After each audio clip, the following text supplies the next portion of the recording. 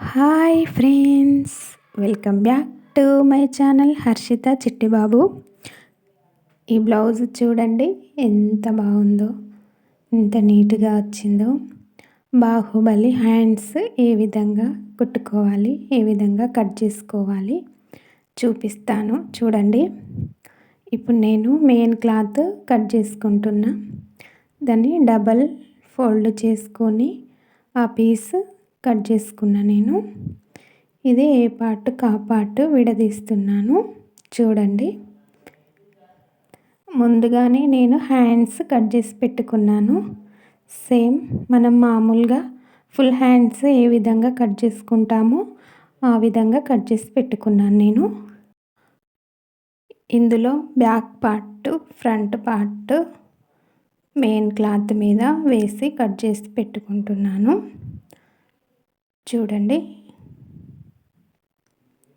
ఇలా కట్ చేసి పెట్టుకున్న తర్వాత బెల్ట్ పట్టీల కోసం కట్ చేసి పెట్టుకుంటున్నాను మెయిన్ క్లాత్. తర్వాత అటు సైడు ఇటు సైడు రెండు సైడ్లు బార్డర్ వచ్చింది, అవి రెండు కూడా కట్ చేసి పెట్టుకుంటున్నాను.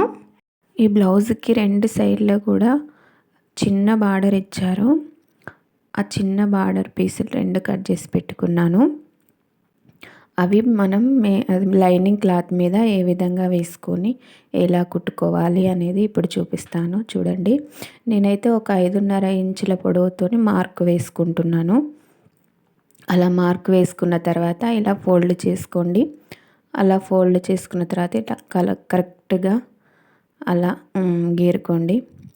తర్వాత దానిపైన నుంచి ఒక మార్క్ వేసుకోండి. అటు సైడ్ వేసుకున్న తర్వాత ఇటు కూడా అలానే వేసుకోండి. దాని తర్వాత ఈ మెయిన్ క్లాత్ ఉంటుంది కదా, అదొక 5.5 ఇంచులు అయితే ఇదొక 6 ఇంచులు 6.5 ఇంచుల పొడవు తీసుకోండి. అంటే మనకు బ్లౌజ్ పీస్ పొడవు అది క్లాత్ ఉన్నదాన్ని బట్టి కట్ చేసుకోవాలి. ఎక్కువనా తక్కువనా, బుట్ట ఎక్కువ కావాలనుకుంటే 1 ఇంచు ఎక్కువనే తీసుకోండి. నేనైతే ఒక 1/2 ఇంచు ఎక్కువ తీసుకున్నాను. ఇలా ఏ విధంగా కుచ్చులు పెట్టుకోండి. మరి అటు సైడు ఇటు సైడు దగ్గర నుంచి కుచ్చులు కాకుండా మధ్యలో వచ్చేటట్టు పెట్టుకోండి.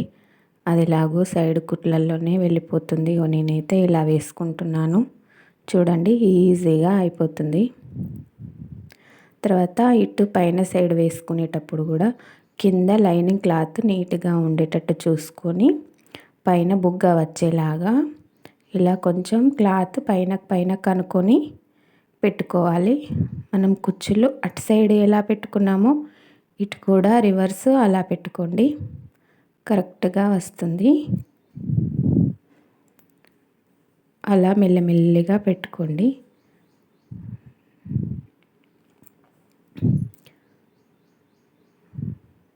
చూడండి, కొంచెం మెల్లిగా పెట్టుకోండి. అది పెట్టుకున్న తర్వాత ఇక్కడ నుంచి కరెక్ట్గా కింద లైనింగ్ క్లాత్ ముడతలు రాకుండా చూసుకొని